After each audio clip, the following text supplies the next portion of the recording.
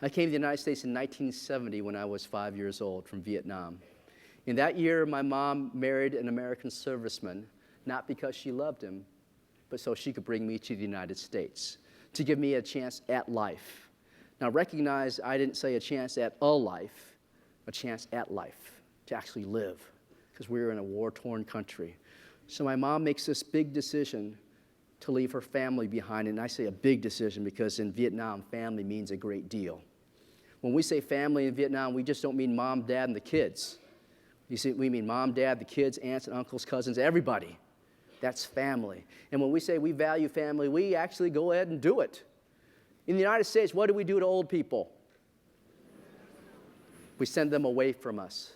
What do you think we do in Vietnam and many other places of the world when people get old? We bring them in and take care of them. In the United States, we say we value family, and studies suggest that parents spend less than 15 minutes a day in actual interaction with their kids. That husband and wife pairs spend less than 10 minutes a day in actual conversation. We work on average about 50 hours a week, 50 plus hours a week. Okay? So that conceptual and the operational sometimes don't match, do they? Right?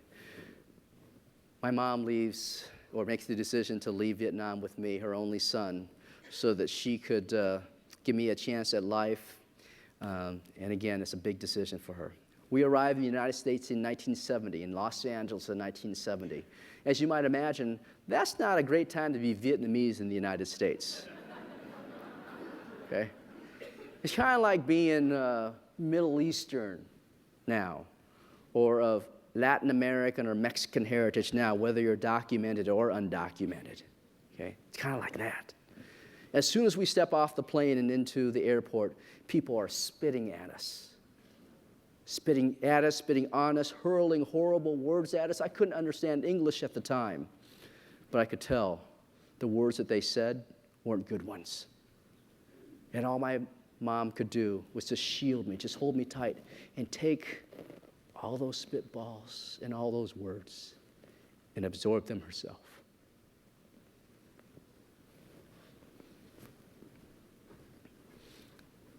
In the neighborhood I grew up in, tough neighborhood, I'd often come home bloodied and beaten from fights that I got into. Oftentimes just because I was the kid from Vietnam. Okay? The Chinese kid, which I wasn't Chinese. The chink, right? The kid with slanty eyes, right?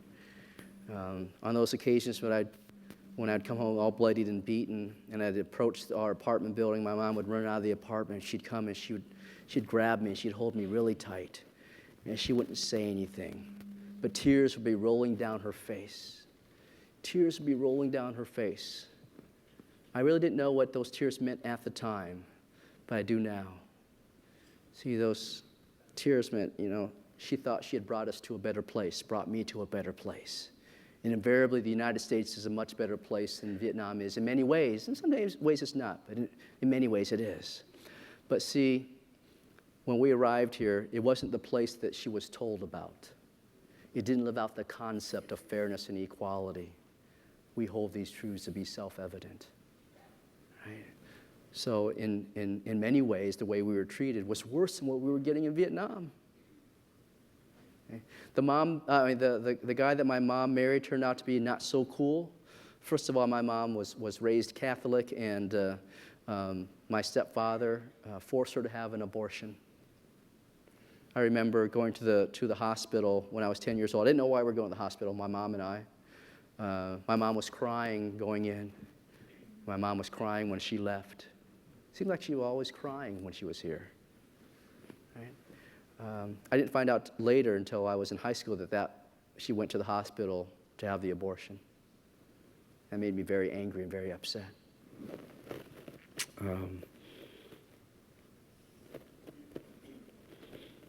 My stepfather turned out to be not so cool, like I said. He ended up raping his own daughter, my half-sister. He was convicted in 1984 of sexually assaulting my sister. And a year later, my sister ran away with a friend of hers to the Seattle area. I mean, as you might imagine, it was kind of messed up by all the things that my stepfather did. She ran away to the Seattle area with a friend of hers. Later on that summer of 1985, my mom gets a phone call from the King County Sheriff's Department in Seattle. And the detective on the other end of the line says to my mom, he says, Mrs. Robbins, we found the other girl that your daughter ran away with. And my mom said, tell me more. And the detective said, the other girl was found bludgeoned to death. We think she's part of the Green River killings. And my mom said, what about my daughter? And the detective said, we don't know. There's no trace of her. That was 1985, 22 years ago. We still haven't heard anything from my sister.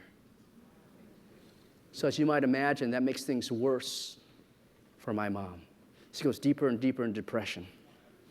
Well, June of 1991 is a very happy time for my mom and myself. That's when I get married to my wife, Donna, in Michigan. My mom comes out for the celebration. We're having this great time, and we get done. My mom goes back home to Washington. That's where she's living at this time. And in the fall of that year, of 1991, I'm starting graduate school at Michigan State University. And I talk to my mom at least once a week, if not multiple times. And in this one particular conversation at the end of October, I'm talking to her, and we're talking about the events of the week.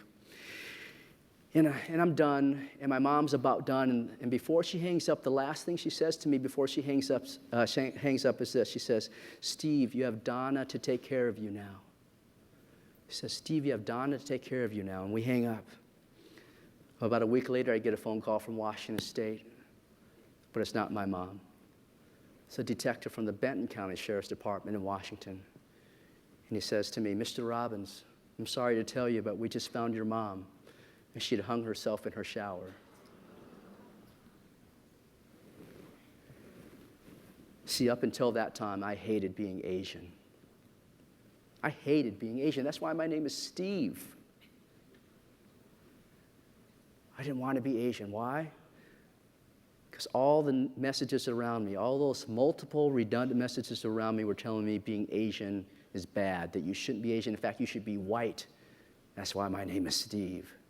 I named myself after Steve Garvey, the All-American baseball player, first baseman for the Los Angeles Dodgers.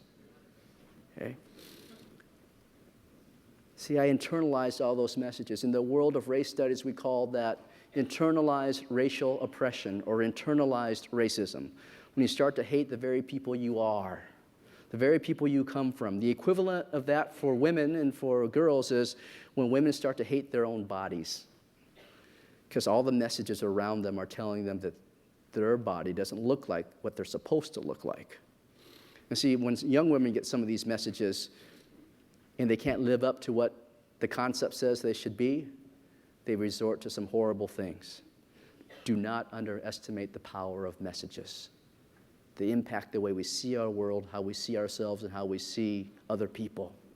Okay? Do not underestimate that. So, I hated being Asian. It took my mom's suicide to kick me out of that funk and to recognize all the things she was trying to teach me about being Vietnamese, about being humble, about putting the group, the family, before yourself, about balance, about wholeness. Okay? Fortunately, that was the beginning of my graduate studies. That's why I study the things that I do. I do this work to honor my mom. I do this work to honor my mom, and in doing so, I hope to make a better world for my 4 kids and their friends. Right? And that's why we do this work. Because in the end, it's about caring about other people.